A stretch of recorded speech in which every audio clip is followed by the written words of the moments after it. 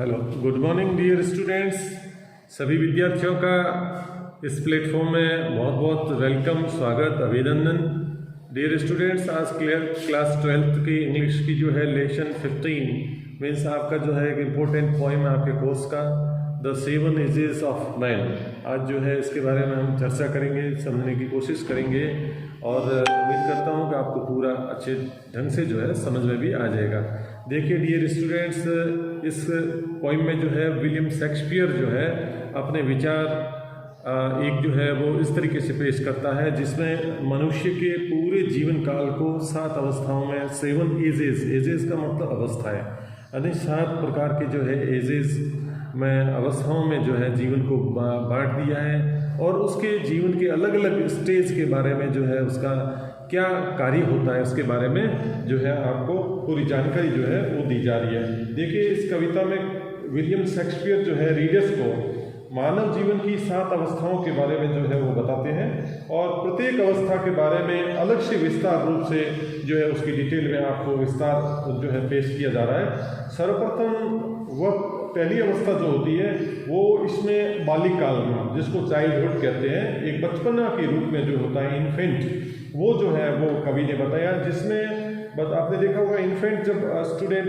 छोटा सा बच्चा होता है जिसमें मनुष्य जो है जन्म लेता है, बच्चा को जन्म देता है तो वो रोता है, उल्टियाँ करता रहता है। इस तरीके से जो है वो मनुष्य ने पहला जो है वो मनुष्य की पहली अवस्था कवि ने जो है उसको इन्फेंट कहा है।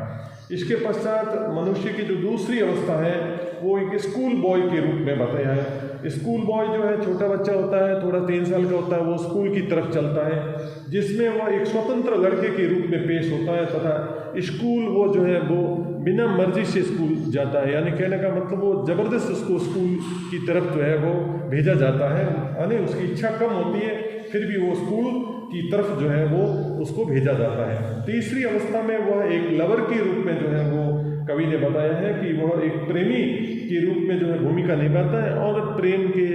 और जो है वो विरह के गीत जो है वो गाता है और अपना जीवन जो है व्यतीत करता है। इसके पश्चात जो उसकी 4th स्टेज जो होती है वह एक सोल्जर के रूप में प्रकट की गई है जिसमें जो है वो दूसरों की मदद करता रहता है, उसमें भावना देश सेवा का, देश के प्रति जज्बा जो है उसमें भरा हुआ रहता है। इसके पश्चात जो है उसकी 5th एज जो मनुष्य की वाणी है वो एक सामाजिक सुधारक के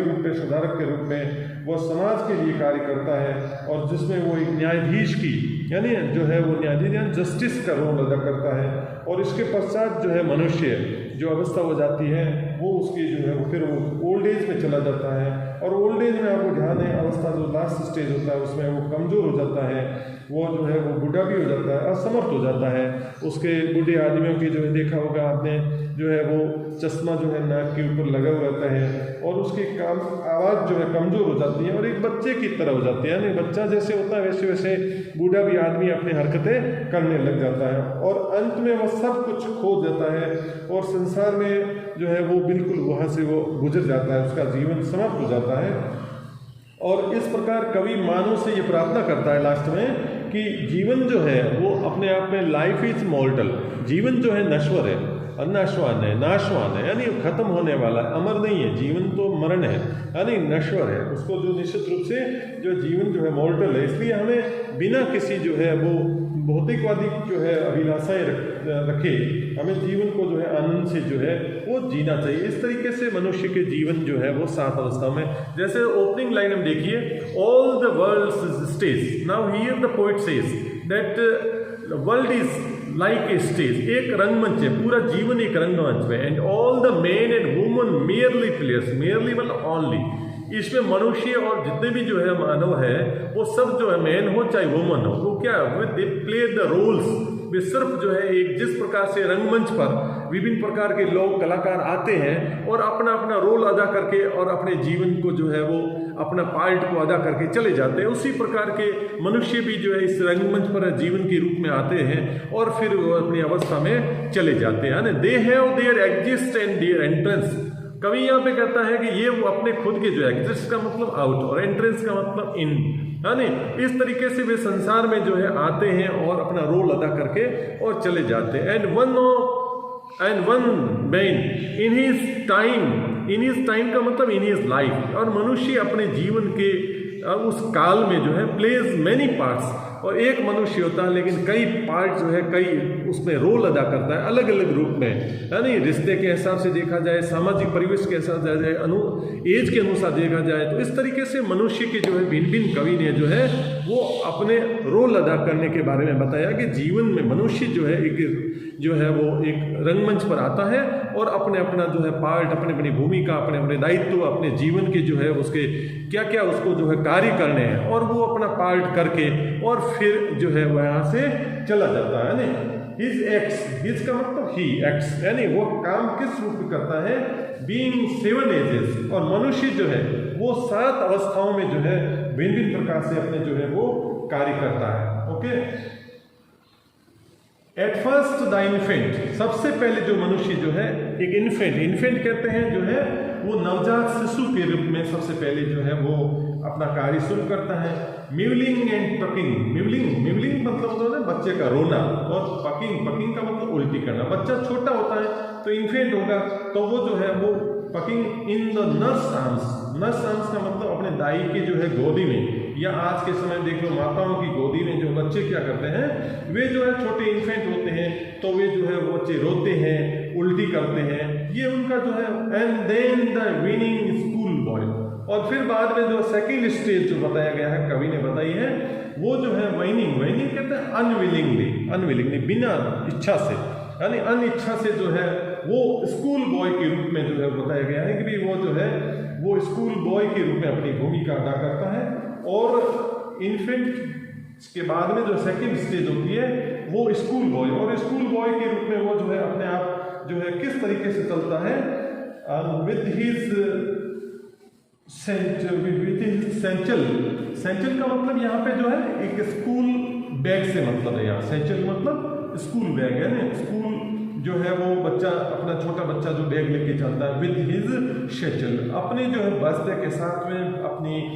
बिना इच्छा स्कूल की तरफ जो है वो मूव करता है। एंड शाइनिंग मॉर्निंग फेस, उसका जो है बच्चे तो आपको ध्यान है वो तो है ना,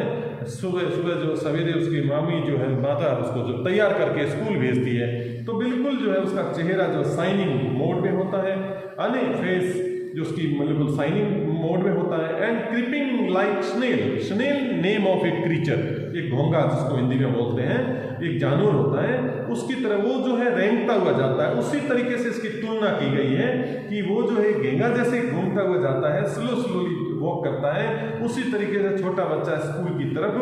अनविलिंगली टू स्कूल, अनविलिंगली जाता है, नहीं बिना इच्छा से जो है वो स्कूल की तरफ जाता है। एंड देन द लवर, और उसके बाद में जो है वो देन उसका जो रोल आता है वो होता है लवर का मतलब तो यहाँ पे प्रेमी से मतलब है, यानी और shining like furnace with the woeful ballad, shining like furnace with woeful ballad made to his mistress eyebrow. और फिर इस अवस्था में क्या होता है कि वो प्रेमी की अवस्था में आ जाता है और जलती हुई भट्टी की तरह गर्म आहें भरता है, और गम भरी जो है नगमे और गीत जो है वो अपनी प्रेमिका की जो है वो उसकी जो है वो प्रेमिका के लिए और उसकी सुंदरता के लिए, उसकी खूबसूरती के लिए जो है वो गम के गाने गाता है। अर्थात प्रेम में जो है मनुष्य इस अवस्था में वो पागल हो जाता है, और उसके पश्चात जो है देन सोल्जर, और फिर अवस्था जो आ जाती है, स्टेज आ जाती है, वो सोल्जर एक सैनिक के रूप में आ जाती है। फुल ऑफ स्ट्रेंज ओथ कहते हैं यहाँ पे जो है वो अपनी कस्में लेना, जिसको संकल्प लेना, और bear like a pard jealous in honour and sudden and quick in quarrel seeking like bubble reputation. तत्पश्चात उसके बाद में वो सैनिक के रूप में जो है अपना चित्रण जो है मनुष्य को पेश होता है, जो विचित्र प्रकार की जो है वो शोगन खाता है, यहाँ पे वो कस्में खाता है, यहाँ पे वो संकल्प लेता है, और तेंदुए की तरह जो है उसकी दाढ़ी जो है बढ़ा लेता है, तथा सम्मान की जो है आग में वो अपने आप को जो है वो रेपुटेशन पाने के लिए जो है अपने आप को जलाता रहता है, और तुरंत लड़ने के लिए जो है वो क्विक जो है क्वारलिंग करने के लिए अपने आप को उतारू हो जाता है, और क्षणिक सम्मान के लिए जो है एक मतलब हाथों हाथ उसको बबल रेपुटेशन का मतलब एक बबल कहते हैं बुलबुले, यानी अस्थाई, जिसको हिंदी में आप समझ सकते हैं। रेपुटेशन कहते हैं उसकी जो है वो प्रतिष्ठा को। तो असम्मान प्रतिष्ठा जो है वो एकदम जो है अस्थाई सम्मान, यानी फटाफट जो है क्षणिक सम्मान के लिए अपने आप को जो है सैनिक दुनिया के सामने अपने आप को पेश करता है। Even in the cannon's mouth and then the justice, और even in the cannon form, यानी कितना भी बड़ा जो है वो साहस वो जो है वो अपने आप को उसमें अपने, यानी कितना भी बड़ा डेंजर में, कितनी भी बड़ी रिस्क में अपने आप को डाल देता है। इस तरीके से ये सैनिक का जो है वो एक वर्णन किया गया है यहाँ पे। एंड देन द जस्टिस, और उसके बाद में जो है जो एज आ जाती है वो आ जाती है जस्टिस की। In fair round belly with good capon length with eye shiver and bird of formal cut, full of white shows and modern instincts, and so he plays his part। और इस अवस्था में क्या होता है, वो एक सम्मान के लिए तोप के मुंह में भी अपना सिर डाल सकता है और कोई भी खतरा जो उठा सकता है। और इसके पश्चात जो है वो जो पार्ट होता है वो जस्टिस का रोल आ जाता है। और उसमें क्या होता है कि जस्टिस में उसकी एक टोन जो है स्वच्छ जो है वो मुर्गे की तरह बाहर निकल आती है, और वह अपनी गंभीर आंखें और दाढ़ी पर जो है फॉर्मल कट लगाया हुआ रहता है और विचारशील रहता है। अपने आप को जो है बुद्धिजीवी माना जाता है और सदैव आधुनिक जो है नए नए इंस्टेंस, उदाहरण, एग्जाम्पल्स दुनिया के सामने जो है पेश करता है। और इस तरीके से अपनी भूमिका जो है जस्टिस के रूप में भी जो है वो निभाता है। तो इस प्रकार से जो है then the justice in fair round belly, belly कहते हैं जो है तौंद को, और राउंड कहते हैं गोला यूनिवर्स की वैली, विद गुड कैपॉन, कैपॉन जो है किसको कहते हैं, कैपॉन लिंक का मतलब कि मुर्गे के जो है मांस को जो है इसमें एक व्यंग्यात्मक रूप से जो है एक सेटायर दिया गया है। विद आई शीवर, शीवर शीवर कहते हैं तेज को, उसकी आंखें जो है बड़ी तेज जो है उसकी आंखें हैं। और bird of formal cut, bird कहते हैं दाढ़ी को, फॉर्मल कट का मतलब फैशन के अनुसार जो इसकी दाढ़ी जो बढ़ाई हुई है। And full of wise, wise कहते हैं बुद्धिमान, यानी अच्छी अच्छी जो है बुद्धिमान पूर्वक जो है उसकी सोच कहते हैं विचार को, दृष्टिकोण को है। एंड मॉडर्न इंस्टेंस, मॉडर्न कहते हैं आधुनिक, और इंस्टेंस का मतलब एग्जाम्पल्स। तो इस तरीके से जो है वो संसार के सामने नए नए उदाहरण जो है जस्टिस पेश करता है, और अपना जो है एक शारीरिक दृष्टिकोण भी इसमें वर्णन किया गया है। And so he plays his part, और इस तरीके से वो अपना पार्ट जो है इसमें अदा कर देता है एज ए जस्टिस के रूप में। And the sixth age shifts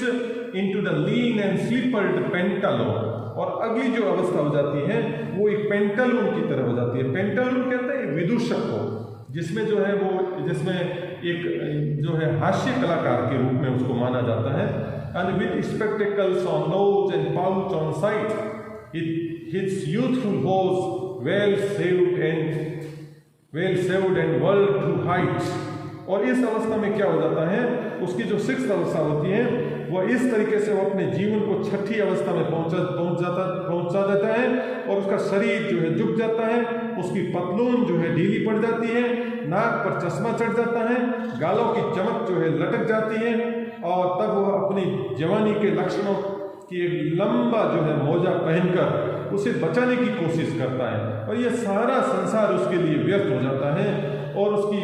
जो है वो पैर जो होते हैं वो पिंडलियाँ जो है वो सिकुड़ जाती है, और उसकी तेज और कर्कश आवाज़ जो होती है वो भी जो है बहुत ज़्यादा जो हो जाती है, जिसको कोई घर परिवार वाले भी सहन नहीं कर पाते हैं। और इस तरीके से जो है एक बच्चे के रूप में जो उसकी तूतली आवाज़ हो जाती है, और उसके मुंह से जो है वो सीटियाँ के रूप में जो है आवाज़ भी निकल जाती है। इस तरीके से जो है ये अवस्था के बारे में। And विशल्स in his sound,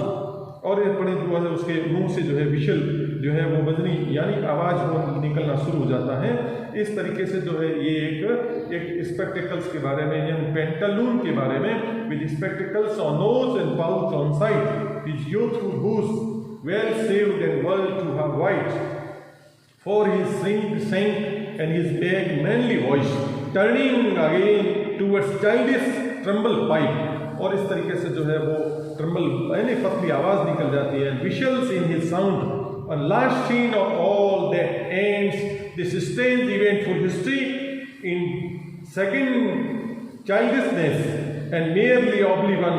sense teeth, sense eyes, sense taste, और सेंस एवरीथिंग। और लास्ट अवस्था जो है कवि ने कहा आखिर में वो अंतिम दृश्य पर आ जाता है जो कि एक अजीब घटनाक्रम के इतिहास का अंत कर देता है और वह अपने दूसरे बचपन में पहुंच जाता है, जिसको सेकंड चाइल्ड यानी बूढ़ापा कह देते हैं। और प्रत्येक चीज से उसका जो है मन जो है भर जाता है, विरक्त हो जाता है, पूर्ण रूप से उसको खाली हो जाता है। वो अपने दांत, अपनी जो है उसकी आंखें, दृष्टि और सभी प्रकार के स्वाद को जो है वो खो देता है, कोई फर्क नहीं पाता है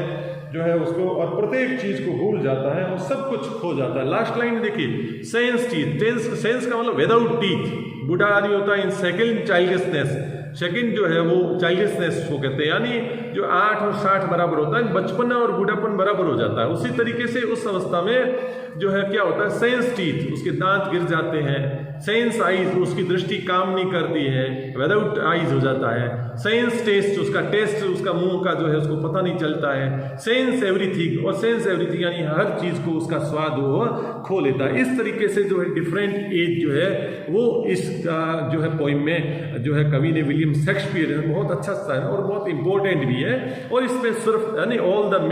वर्ल्ड स्टेज और एक स्टेज रंगमंच मानते हुए मनुष्य के जीवन को 7 जो है भागों में डिफरेंट पार्ट्स में बांटा गया है। तो मैं समझता हूँ कि इस कविता को आपको बहुत अच्छे ढंग से जो है समझाने का प्रयास किया गया, समझ में आई होगी। और वापस इसको एक बार देखना।